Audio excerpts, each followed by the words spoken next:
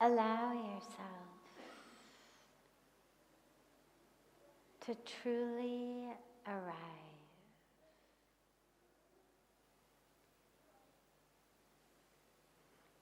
Your body is here.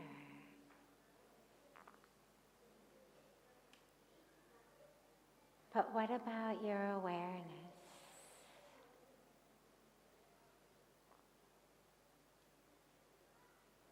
What about your presence?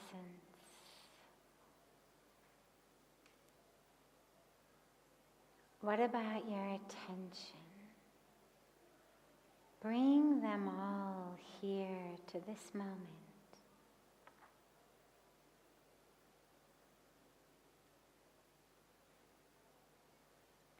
Feel yourself anchoring and grounding in the present moment, right here, right now, in this breath.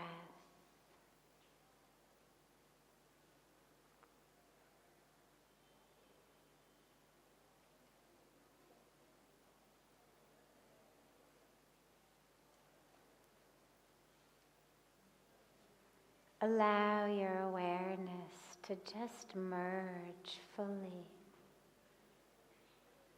with the breath as it's flowing in and flowing out.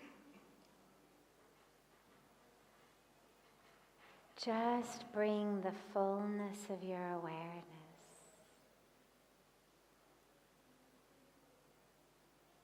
to this breath.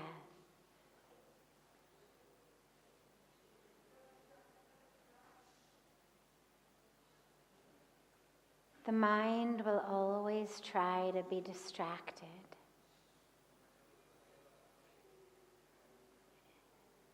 It'll get distracted by sounds.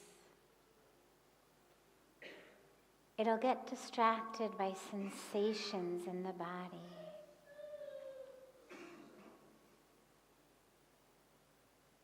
It'll get distracted by your reactions to the sounds you hear, your reaction to the sensations you feel.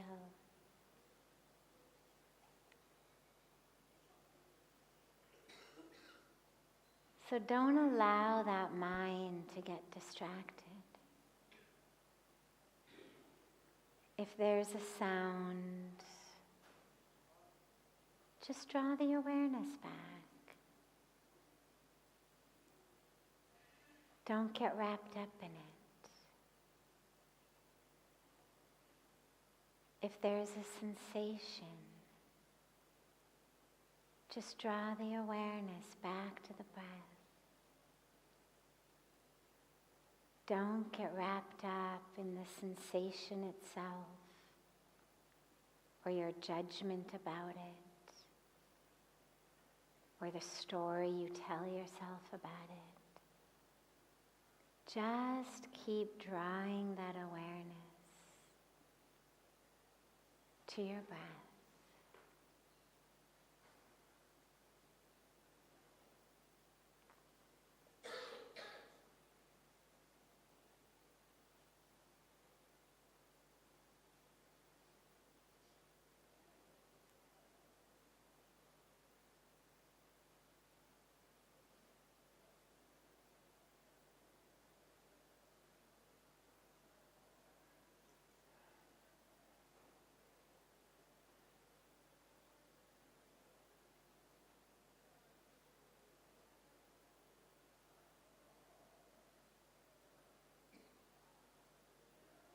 And just allow the mind to quiet as it anchors in the breath.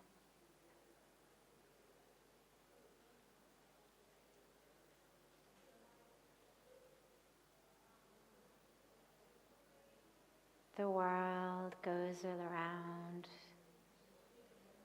around you, but it doesn't impact you on the inside.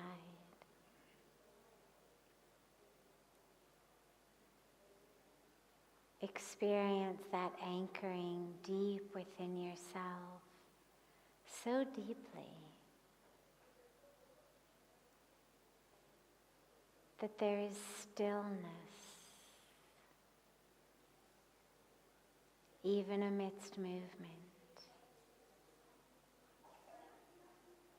that there is silence within you even amidst noise outside.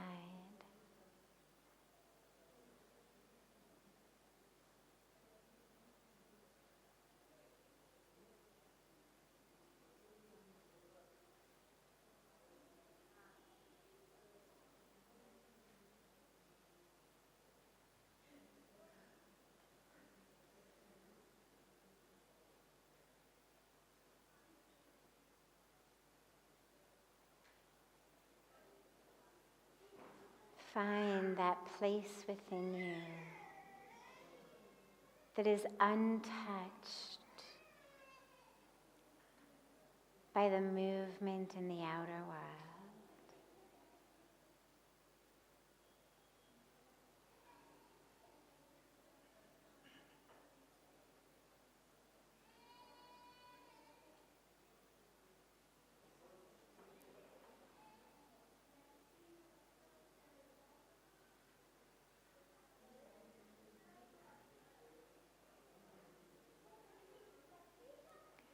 Slowly and gently, bring the palms of your hands together at chest level in Namaste.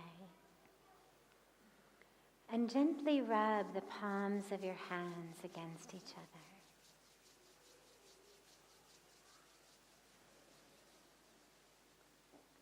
Press the palms of your hands into your closed eyes.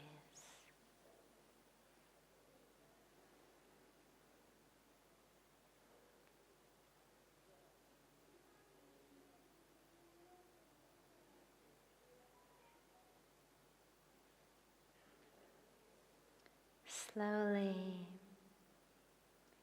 open the eyes and lower the hands.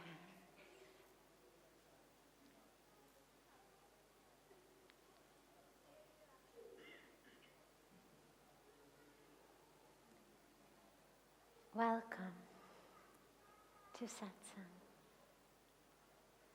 And happy New Year, everyone. What a beautiful gift to be together here any day, but especially on the New Year.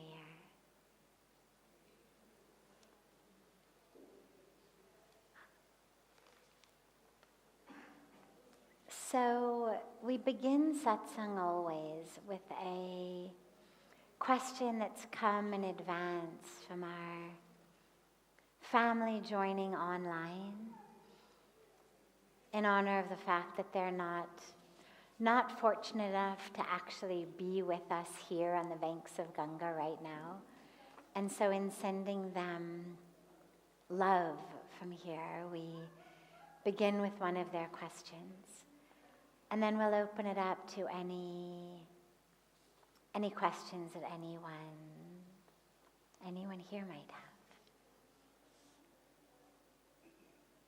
I so often hear people say that they want peace and quiet in their daily busy lives.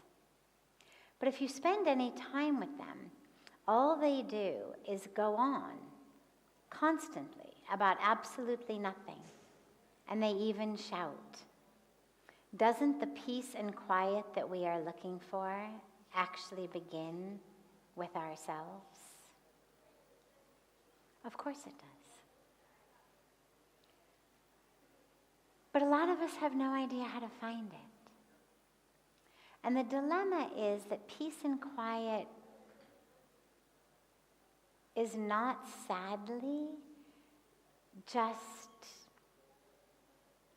being free from noise in the outer world or the noise that your own lips and tongue are making. You could be far from the nearest neighbor No one in ear sight. Your lips and mouth could be closed. You could have earplugs in your ears, not that you would need them at that place, but you could put them in there anyway. And sadly, for so many of us, we still wouldn't be in peace and quiet.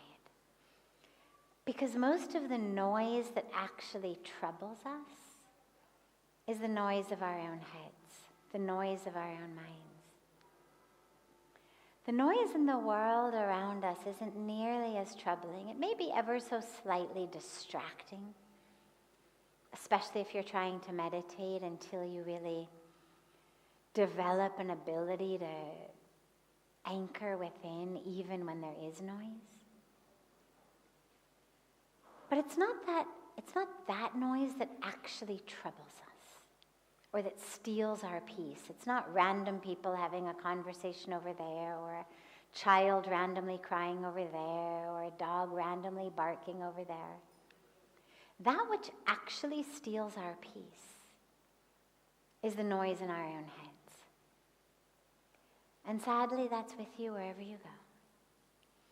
And so a lot of us don't even know the experience of peace and quiet. And so it would never occur to somebody to stop talking or to stop shouting, because even when they do, they're not in peace. They're still shouting in their minds. They're still constantly talking in their own minds. And that's why we do spiritual practice. It's why, sadly, the answer to peace and quiet is not actually just an absence of outer noise. If that were the case, people living in places with very, very low populations would be distinctly more peaceful. I mean, you'd be able to graph it based on the number of people per square kilometer and the peace that people experienced. But I don't think there's any such graph that shows that, people living in barely populated areas actually experience a deeper sense of peace and joy in their life, a deep quiet in their life, than people living in more packed areas experience. I don't think so. It'd be an interesting study in any case, but I don't think it would bear out. I think that people living in suburbia are, in most cases, just as stressed and just as upset and just as likely to be yelling at each other and on antidepressants or anti-anxiety pills, or to commit suicide, or to be getting divorced, or whatever the markers would be of unhappiness in our lives. I don't think that they're any lower the more likely you are to live in the suburbs or a sparsely populated area. It's an internal quiet. And that's why we meditate. It's why we pray. It's why we do our japa, our chanting. It's so that we actually can experience that sense of peace within the chaos, noiselessness amidst the noise. So if somebody's looking for peace and quiet, but they keep talking, what you can be pretty sure of is that the noise that's troubling them is not the noise of their own voice, but it's the noise in their own heads. And that until they find that, they're not really going to find the peace and quiet. But of course, if you're going to meditate or pray or do japa, one of the first criteria is you got to close your mouth. You've got to stop talking.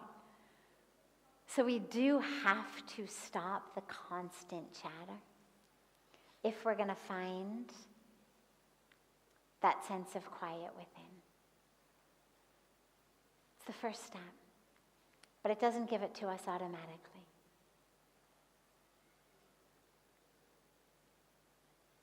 Questions? Here, anyone with any questions here? Yes.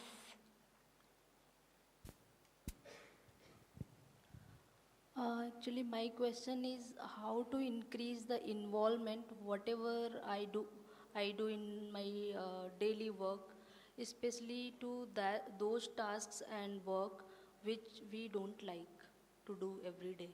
So how to increase my involvement in doing those work and tasks? Great. Yeah.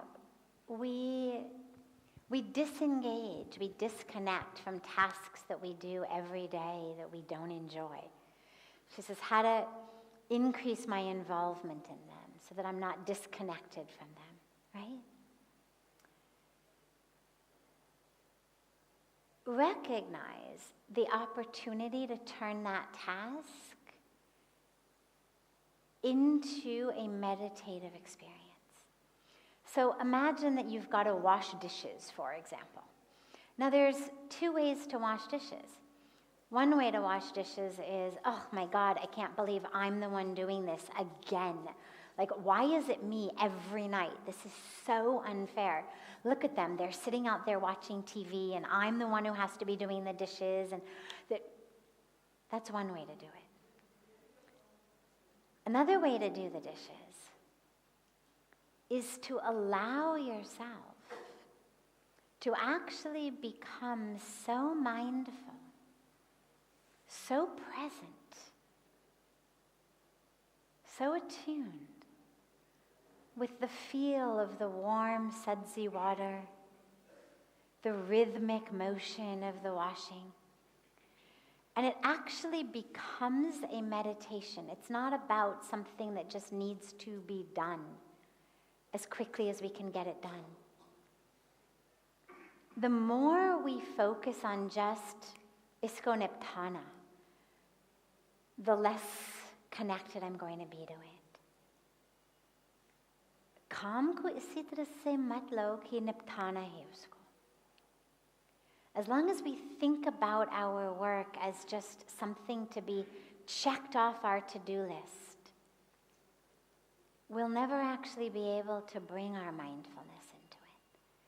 Because then it's just about getting it done, just getting it done. Just getting it done. All right, 1 dish, 2 dish. All right, I'm almost done, halfway done. But instead, take literally every moment as an opportunity for mindfulness, for presence, an opportunity to chant your mantra. Washing dishes, cleaning the house, doing all sorts of menial tasks are actually perfect times for meditation in action. Because if you're on a computer solving complex mathematical equations, or, copy editing a very dense piece of text, it's going to be hard to simultaneously be chanting a mantra. It's going to be hard to simultaneously be feeling that you're just anchored in the breath, anchored in the moment. The mind is going to be so focused on the task at hand, which is also beautiful. There's a power in what we call a flow state, which is when you're doing those sorts of tasks that really engage all of you into it. But the menial tasks have their own beauty, which is this opportunity to just use them as ways of meditation, to take them as meditation in action, washing dishes, meditation, sweeping the floor, meditation. There's a beautiful story of a seeker who's been in search of a very, very wise master, and everyone directs him to this master who lives in this cabin in the woods, a monk. And the man gets to the cabin and he knocks on the door and nobody answers, and he waits and still nobody answers, and finally he hears a noise in the back of the cabin. So he goes around to the back and he sees a man chopping wood. And he says to the man, "I'm looking for the master such and such." And the man chopping wood says, "That is what some call me." And the man can't believe it, because this guy looks like an ordinary guy chopping wood. Like he had expected to see somebody, sitting in lotus posture like this, and instead he finds the master chopping wood. And he says to the master, "Well, I don't understand. What was your life like before you got enlightened?" And the master said, "I used to chop wood and gather water." And the man says, "Well, so now what do you do?" And he says, "I chop wood and I gather water." And the man says, "What do you, then what's the point?" And the master says, that identification with the I is no longer there. It used to be I was the one who did it. I was the wood chopper. I was the water collector. Now, wood is being chopped. Water is being collected. Action is happening. But there is no I. And I share that story because I've heard it told in a variety of different ways, but the moral is always the same, which is it doesn't actually matter what you're doing as long as you do it with that meditative frame of mind. So it's not like, well, before I got enlightened, I was stuck being the wood chopper and the water collector, and then I got enlightened, and now I just meditate, and everybody else chops my wood and gathers water for me. Now I just bless people and they bring me the water in the wood. No. I still do that. But the entire way I do that is completely different. That's enlightenment. It's all about how you live.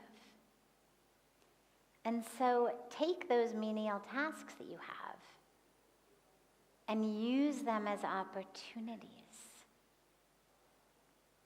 for meditation. Opportunities to just allow dishwashing to happen. So it's not, oh my God, I can't believe it, I have to wash the dishes again. But it's just, dishwashing is happening. I am the witness of it. I am the one aware that dishwashing is happening. I am the one aware that sweeping is happening, that cleaning is happening. It's just happening. And if you can switch into that, then on the one hand, you'll be much more deeply engaged, but you won't be stuck with it, and there won't be drama around it. And you won't be waiting for it to end. Other questions? Yeah.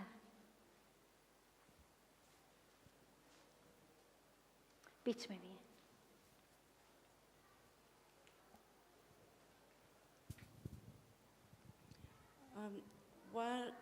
What can we do when a person stops thinking this life is worth to live? What can you do when a person, I'm so sorry? When we start feeling that this life is not worth to live. What do you do when you start feeling like life is not worth living? You get help. You get help immediately. Immediately.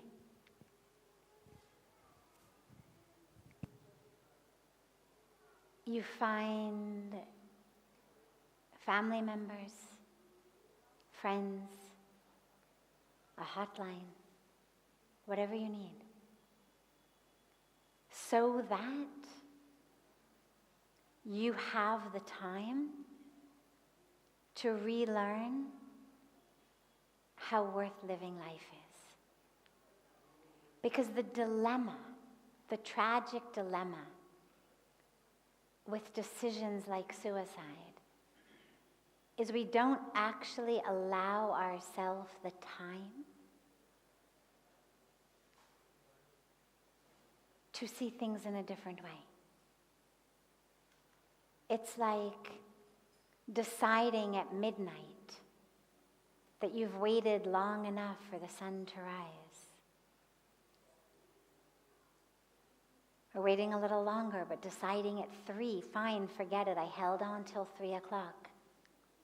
I've waited for the sun to rise, forget it, there is no sun coming. I'm going to end it. What you need at that time is someone who can just sit with you for another few hours until the sun actually rises. Sometimes it's, in the case of deep depression, it can be days. It can be weeks. It can be months.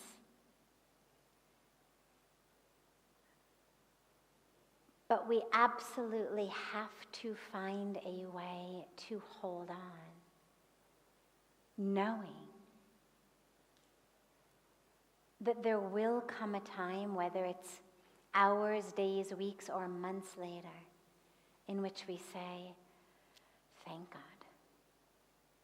Thank God I am still here. Thank God that person, that phone call, that hotline number, thank God for this, for that, whatever it may be. Because, oh my God, if I had gone through with it, I wouldn't be here to experience this. The vast majority of us, many more than you would think, go through moments in our life in which we feel like, what is the point of it all? We may not all necessarily really seriously contemplate suicide, but a lot of us do. A very large percent of people actually seriously contemplate suicide. Because there are times in our life when it just seems like that sun is never going to rise. Nothing's going to change. But the nature of nature is it always changes. That is the nature of creation. It always changes. That's good when things are really bad. It's not so good when things are really good. But whatever moment we are in, that saying of this too shall pass is really true.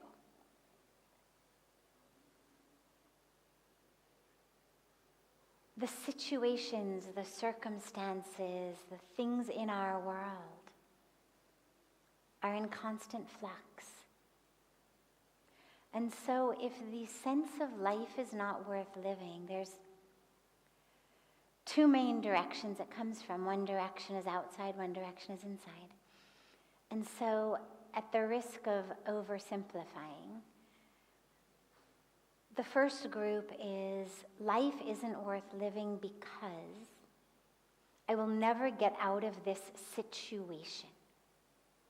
I am in a family situation, a work situation, a financial situation, a cultural situation, whatever it may be,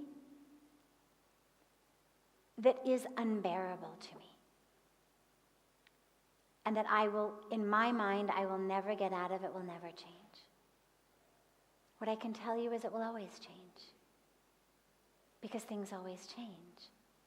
But also to recognize that there may be a power you have to change an external situation that you don't realize you have. There's a beautiful story of a little boy who's playing in a sandbox in in his front yard. And somehow this massive rock has landed up in his sandbox, and he's very upset by it because this rock is big and it's taking up a lot of his sandbox and it's not allowing him to properly play. And he keeps trying to lift up the rock, but he can't. And his dad is watching him from the upstairs window, just watching his child. And the poor boy keeps trying to move the rock, but the kid is tiny, the rock is big. And he tries to push it and pull it and lift it, and the thing just doesn't budge. And finally the boy just breaks down sobbing. At which point his dad, of course, comes down and picks him up and says, "What's the problem?" And the boy says, "There is absolutely no way to move this rock." And the dad says to him, "Have you used all of your resources? Have you used everything you have?" And the boy says, "Yes, I have." And his dad says, "You haven't used me." And the dad bends down and he picks up the rock and moves it out of the sandbox. And I love that story because it reminds us of the miraculous power of the universe. And whether we say God in a particular name or form, or just spirit, or just divinity, or just power, energy, whatever word we use, to say there is no way out of this situation is to deny both my own power, because, for example, even if the boy didn't have a father, okay, he might not be able to move the rock today, but give the kid a few months, maybe a couple years, and he'd be able to lift it himself. So even left only to his own devices, if he actually waited long enough, he personally would be able to remove the rock. But in the meantime, he also had other resources.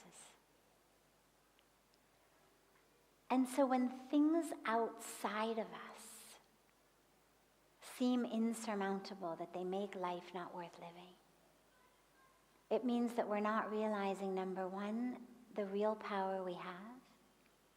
And we may not be able to access it in this exact moment, but we will soon if we put our minds to it, fearlessly. It sometimes takes courage. I mean, you take, for example, the example of a woman being abused by her husband. It's a common example. Many women feel, "I'll never get out of this." They don't have the resources. Maybe they don't even have the money to support themselves. And so maybe immediately they don't have the resources. But for example, one of the things that we are doing, that our organization does, is help women learn skills to give themselves the opportunity to get out of situations like that and still be able to support themselves and their children. But even otherwise, there's organizations that help. I mean, it's just an example, but she has a lot of resources. If she can get over the fear of what's going to happen to me if I leave this situation. So that's as far as external situations. Either have faith they will change on their own because it's the nature of nature, or realize that there is a power within you, or a power in God, in the universe, that isn't yet fully tapped to help change that situation. But then the other reason that a lot of times people feel like there's no point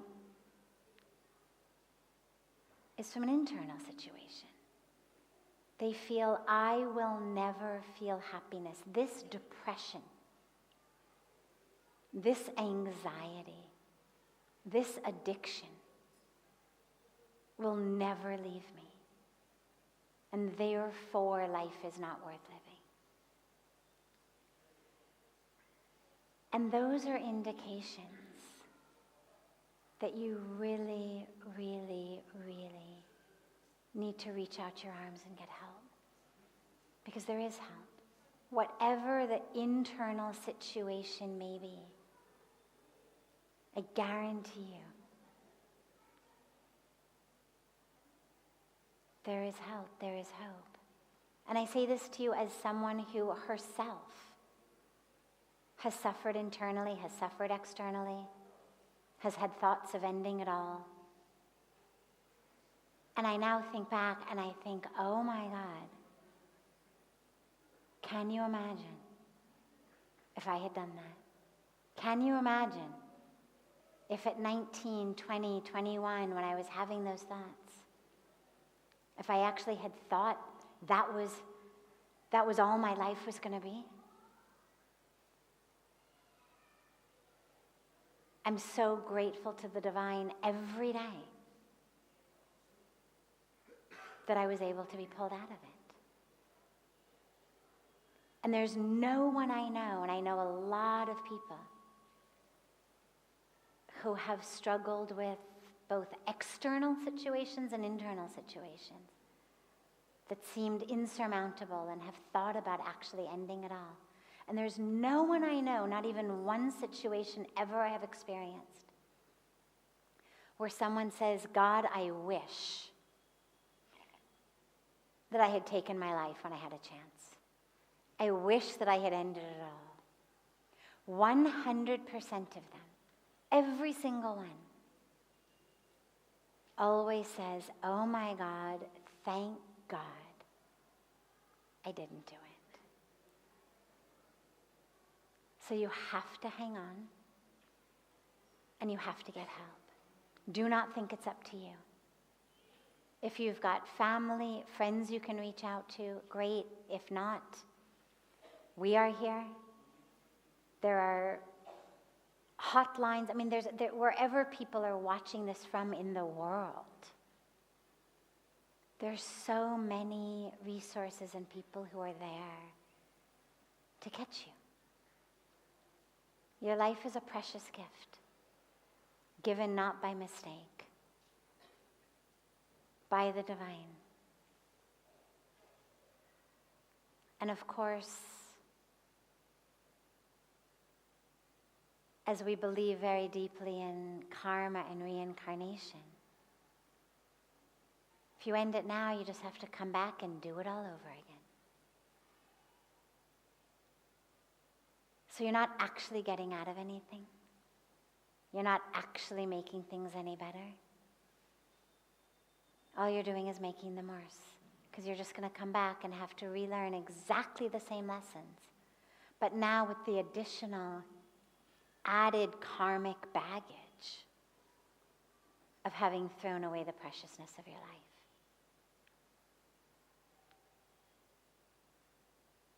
So hold on to it. It's the most precious gift in the world. Yours very specifically.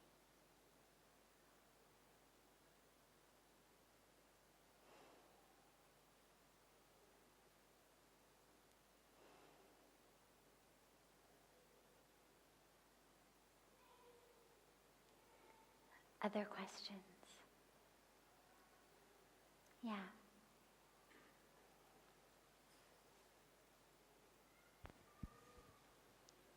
Namaste, Sadhviji. I'm thankful for all the blessings of New Year and being here. And like it's a little bit new beginning. And before the Christmas time, I received one more blessing for one Swamiji I know from my past in India.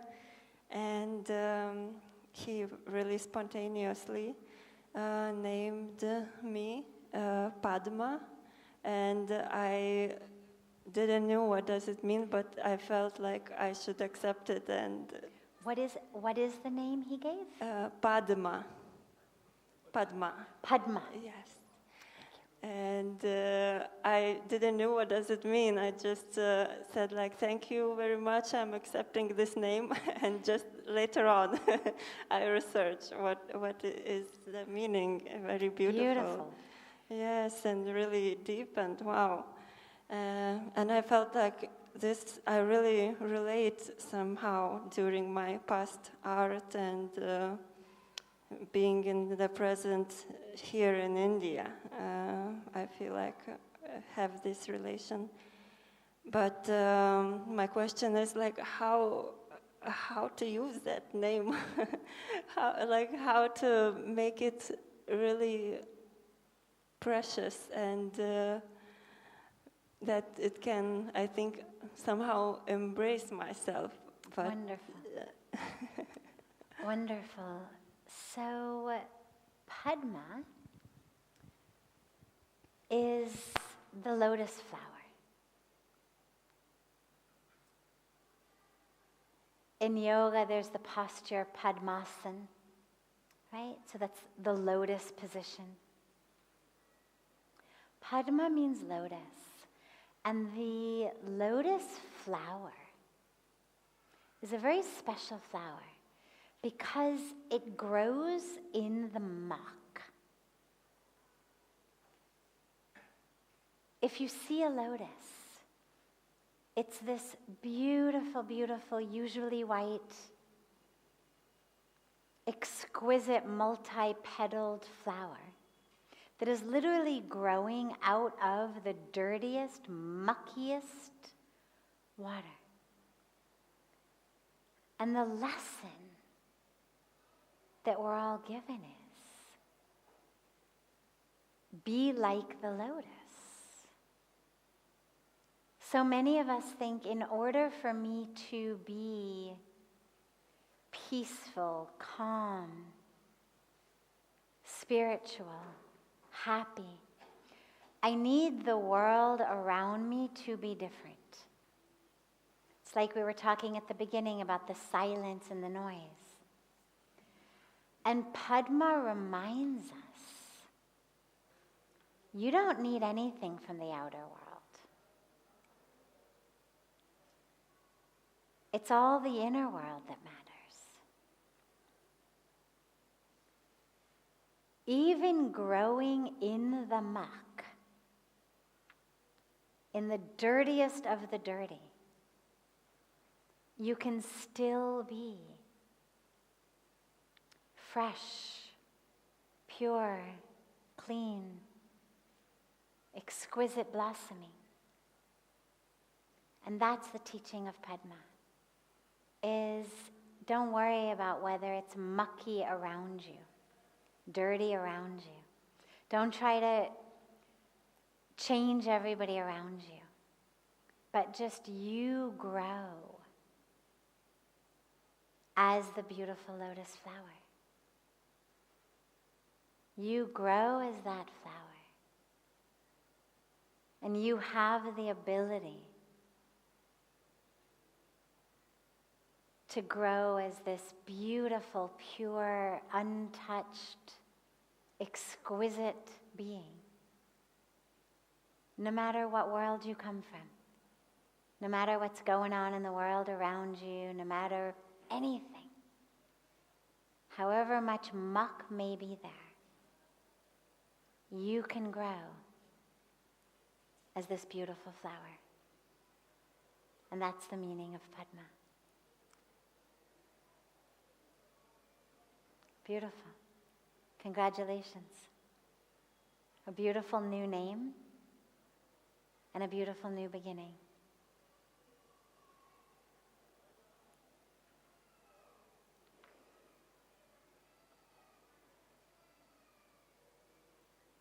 Have a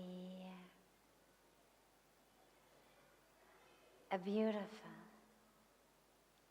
rest of your evening, everyone.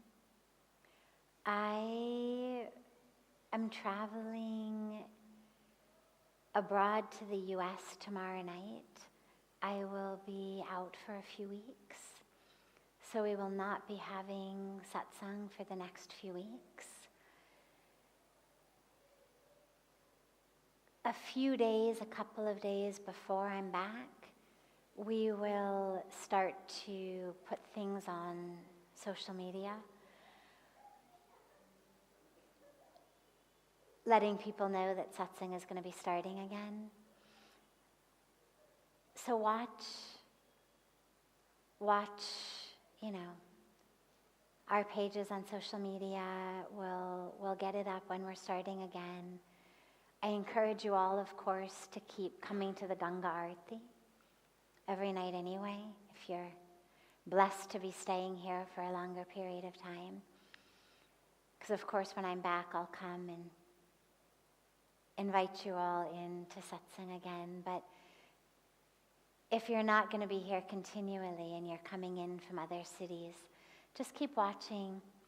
Watch Parmarth's pages, watch my pages, and we'll get things up. It'll be within a few weeks. So we'll keep you all posted. And until then, so much love to you all. So much love. And we always do try to do some online lives when I'm out anyway, so watch for announcements on social media for that as well, and you can come in online and ask questions in that way as well. They have a fun way with the tech of bringing people in to ask questions online. And have a really, really, really beautiful beginning of your new year.